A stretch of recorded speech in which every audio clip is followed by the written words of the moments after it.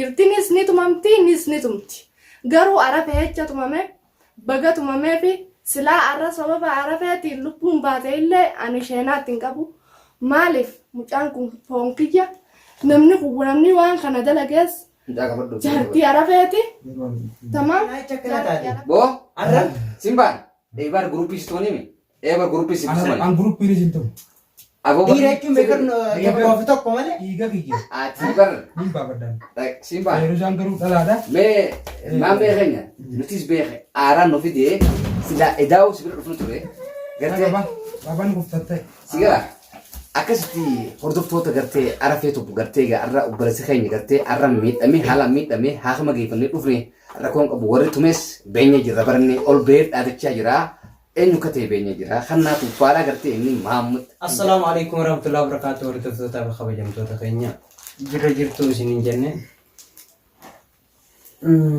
hunugaa arra hamzeelleen akkanatti jafaqame garuu ni deebifna harka sawan irra kaa'ime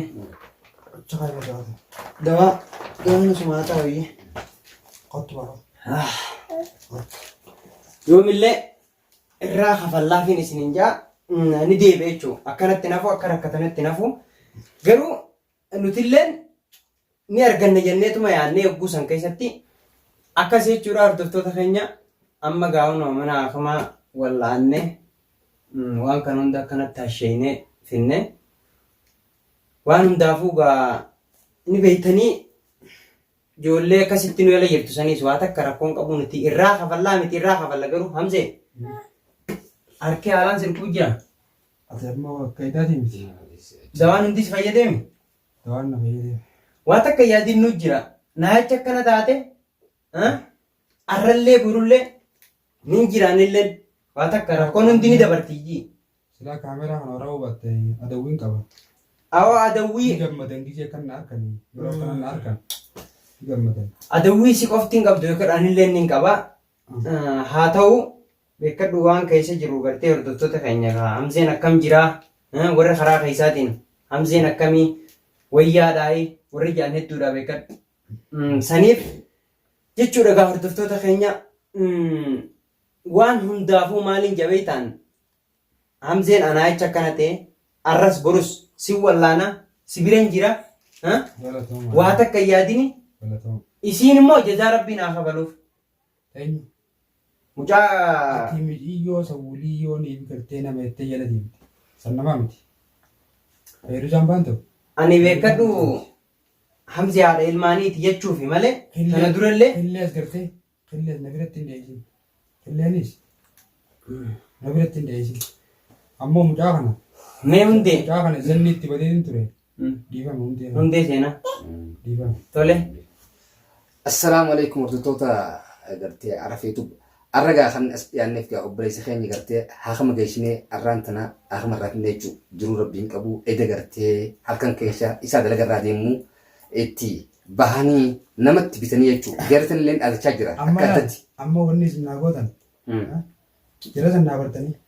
Jara barree. jara barree jira. Dhiisi san barree jira. San barree jira yaada jira. Ammaas laalan. Nama dila san hin barbaadu beek. Isaan keessaa mataa gartee. Jabaan hannaatu san gartee. Baabaan kufun. Jabaan isaanii hoggantii isiidhaan gartee isii wajjin. Maamadi Moyyaan. Maamad sani. Agartee jirta akkasumatti hordoftoota agartee. Ni fayyee gabbaan naa mul'ate. Abshira islaa. Ati nu jira miti. Ati nu sibiri jala. Akka anuu fi jira.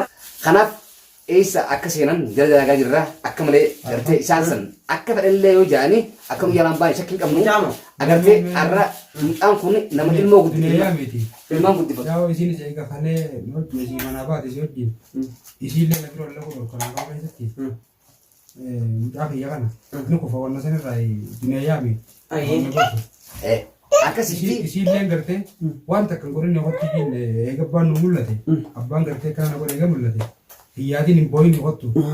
Duniyaa. Aboo kun rakkoota qabu qaba.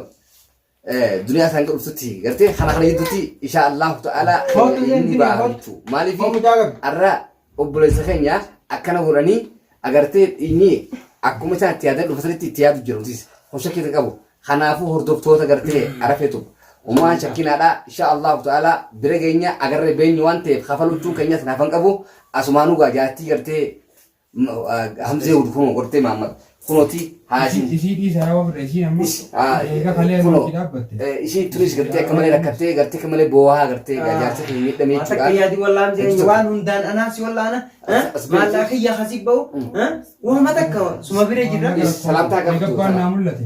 Lakkoon qabaatiin Anuu biraa jira. lakkoon qabaatiin taana ba'oo kana bar namni beekta karabbiin lubbuu si baase qofa waan biraatiin karabbiin lubbuu. Kan jeeti edaa onna dirqisaniiti isumaatu na dirqee gartee viidiyoo sanillee na waraabsise arras gartee uummata keenya kana uummata Oromooti galatooma atummaan naajiin anis inshaallah galuu gaani atummaan galatooma naajiin isinummaan gartee na bira jiraachuu kanaafuu galatoomaadha. Dhaamsinni qabu Ishii ammoo dhaamsinni qabu uummanni Oromoo martii gartee akkaan boodayyoon gartee waan birallee godhe gartee kan komanne uummanni kuni beekeetiin jira garuu na bira dhaabbachuu keessaniif hajjitu ka galatoomaadha haalaan Oromoon tiyyaa. Haalaan harka bal'anaa qabdii gartee haalaan naaf jiraadhaa naaf umrii dheeradhaa xiqqaaf guddaan dhalaa fi dhiira keenya jirtu hundi keessanuu kanaafuu gartee obboleessa keenya ni fayyaasii arraan tanas gartee nuti saakama geeffannee jirra adawwii gartee fuula gaddeebisuun keenyas hafan qabuuti kanaafuu agartee haadha mana isaatii gartee oduu takka gartee edda gartee jaarsee irraa du'ettee arafirra bilbiltee gartee arafeen akkasitti nutti himuu danda'e kanaaf arafee fi arafeenis gartee akkasitti kilira dubilee akkasitti dhagoo danda'e kanarraan asitti argame obboleettii teenya gartee arra kunoo haadha mana isaa gartee hamzee wulu salaamtaa isin gaafatti asumaan harasitti isin dabarsan jira hayyee meeshaa dhiyaatu. Assalamualaikum warahmatullahi wabarakatuh isninja kunoo gaa numa jirra alhamdulillah rabbil alamin rabbi baasee akkatuma meesan inuma rabbi baasee mataasaa rabbi naa baasee abbaa ilmaan kiyyaa baga rabbi lubbuu naa baasee silaa isaan ajjeechumaaf waan san godhanii garuu rabbii wajjin hin jiru alhamdulillahi rabbil alamin keessa keenyaanuu rabbi nu baase hamtuu namatti yaannu kunoo amma Mustaifa irraa finnee dhufne egaa edda baanee wallaahi Mustaifa jirraa ilmootiyyaa fi waan hunda dagadhee gabaaragee akkasumas naasumaan baanee ani waan lubbuun jiruun seene qaamni isaa guutuu keessaa dhiigaa qaxxuruura hedduu takkaa rifadhee wallaahi asumaanumee isinis kawan nunjettan waan nuti badirree raannee gaawwan kana godhanii isinuu numa beeytaniin isinin jaa. Dhuguma akkuma jettetti inni kun waan badii biraan qabu jaarsi arafeetii gartee namni. Waan kana amma maammakkateef jechuun waan kana gama kiyyarraan ta'e mucaa kanaaf ani ilmaan adeeraniiti sababa saniif inni firri kayfira kiyyaa jee wajjin dhaabbatee rakkoo birallee godhan qabu gaarjaartii takka gisee namarraa baate namni haadha ilmaanii dhiisi sababa maalirra baatee jaanituma jala deemanii qoratanii fuullafiitii olii dhufanii jibbaasaniinis taatu adda bahan kuni waan aadaa Oromoo keessa jirre irraan tana fayyadusaan duratti hojjette humaatii miti baga gootee humaatii miti yeroo dhufataanii zaa dhufataanii ammaan tana kana hundarraa alhamdulillahi rabbil alamin naaf jecha tahee firri firaa muramuunis firaa du'uunis waan jiru qaaniin qabu arra hamzeetu maaliif akkana tumamee jaanii haqaa itti wannayyuu hin jiru bakka addunyaa guuturratti wal garra tanumaafuu nagaan jiraadhaadhaan isin jaa du'aayi naa godhaa alhamdulillahi rabbil alamin abbaa ilmaan kiyyaa guyyaa tokkichaan irraa mana oolee mana narraa ciise kanaan roorroon narra deema akkuma inni kun qoptiin naadhinee ol naa ka'u namuu bakka jirtanii meessus jaatti naa tufaa guutuu akkatti naa tufaa rabbiin akkuma irraa balaa isaan niyataniif san rabbiin irraa naa olchetti tanallee madaa heenaa rabbii godheefi okkolchee ol naa kaasuun isiniin jaa asuma rabbiin irraa guutuu garuu feeyiruzaa naafi isiin insha Allah bismillah yoo lubbuudhaan jiraadhe wal agarra naafi isiin wal arguudhaaf qophiidha. Baga gootee ammaaf si wajjin ichi bee qabsoo qabuudhaaf ani waan abbaan mana kiyyaa miidhamee narraa jiruuf jecha narraan barbaachisu alhamdulillahi rabbil alamin miidhaa san hunda bira rabbiin irraan na kute Mustaifa egaan geeffadhee du'aa isaatillee kunoo figadhee tiin dhufe alhamdulillahi du'aa kana amma gisee godhate booda ni fayya maaliif waan ammaan tana tumamee jiruuf jecha inninis qaamni isaa kun gaanii qucaacaman dhukkuma ulee diinamtiitiin dhoome malee ulee wantaatiin hin dhoomne saniifuu alhamdulillahi rabbil aalamiin goitaa galannee haa ga'u. Bara karan nama eeggatanii. Waan kana godhuun isaanii dhiirummaatti fakkaate. Aada san gubbaa kun waan inni qubaan qabu ijoolleen amma viidiyoo lallaalaa jirtu.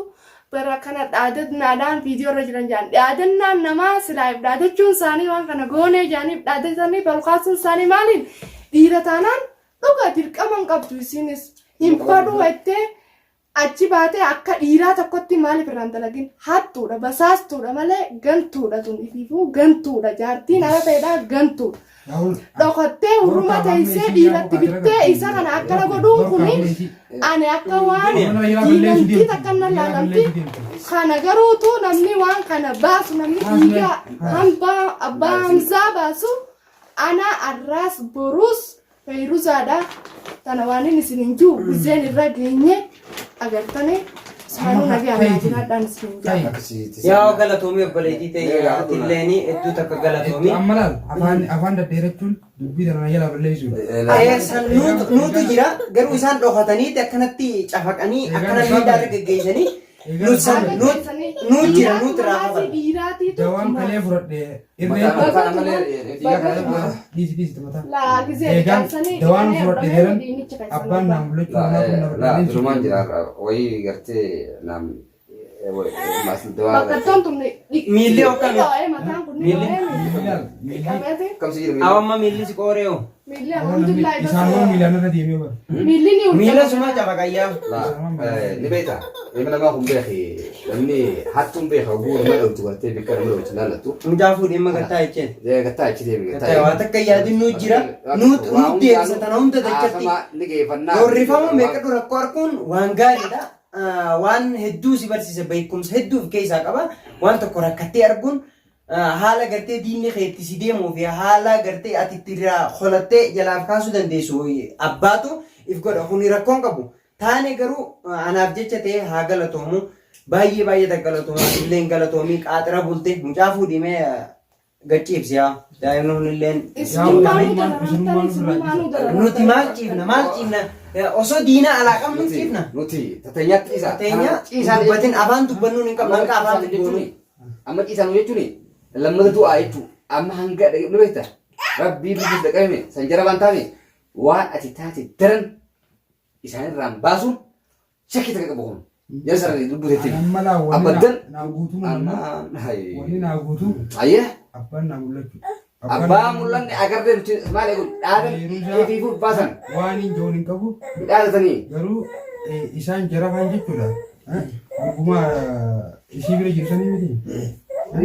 way gartee ni dhaadatanii barisan Sanumaa mireen ni dhaadatanii bara way gartee dhaadatanii dhaadannoo agarree jirra. Amma isinummaa nu bartee kaameraa kana turuu na kaa'u qonna. laa ni beekta. Amma silaa na kaa'u baattanii. Giseen gartee yeroo dhiiga kee kana baafadde sanboota walitti gabbaan aree. Bar dhiiga keenyu jira hamse. yaa boo akka feetaa akka feetee Jammalee harambo. Ati harka kee jettaami nuti harka keenyaan si baafa. Harka kee jammalee harambo. Waa takka rakkoon qabu harka keetiin baatus harka keenyas keessa jira dhibbaan dhibbatti. Yeroo isaan irra golaan si tuman tokkoo fi tokko silaa taate akkaatuu isaan kofeeftuniin beeka. Keessattuu mucaa du'aa sammu. Silaa akkasitti dhokatee sun dhahu. Illee noo maal ta'e?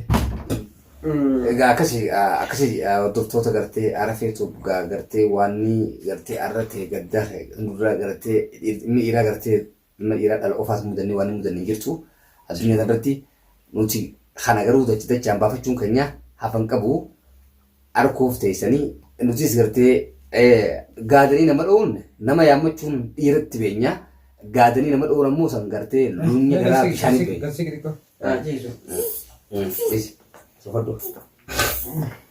Kanaafuu kana tatanaa nu biraan kuttuu waan isaan yaadan kana mara gartee dhokonneen naman dhoomnu akka dhiira dheenyeeti gartee nuti gumaa keenya baafannaa jechuudha. Maaliif kun hattuudha yookiin gartee ummata gartee sammuun